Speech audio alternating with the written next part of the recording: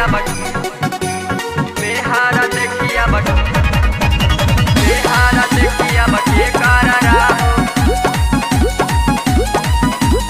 मेहारा देखिया बट ये कारा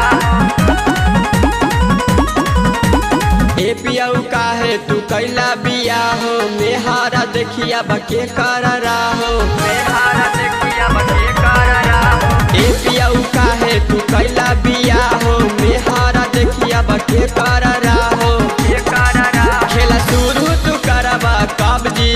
हाँ काबजी अरे काबजी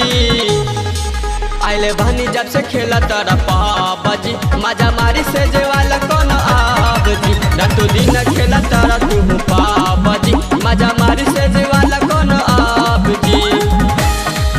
मजा मारी से देवाला कोन आबजी मजा मारी से देवाला कोन आबजी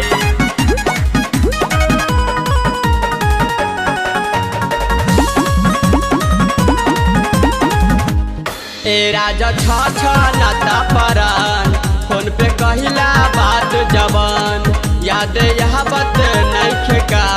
ए राजा कहला नया भी मेहमान ए राजा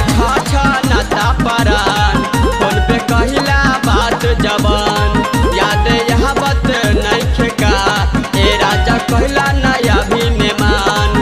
जाने का भइल तोहरा अब राब जी हाँ राब जी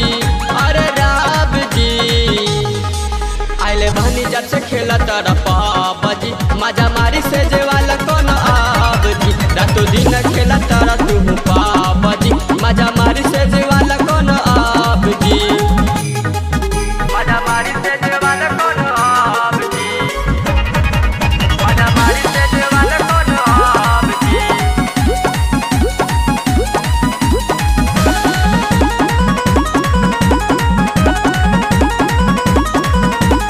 ए राकेश देखी के सोझा तो है माना करता लागी रोए बात बुझाता नहीं खे तू बढ़ल जाता जवानी के लू ए राहुल देखी के सोझा तो है माना करता लागी रोए बात बुझाता नहीं खे तू बढ़ल जाता जवानी के लू खेला शुरू तू करवा काबजी हाँ काबजी अरे काबजी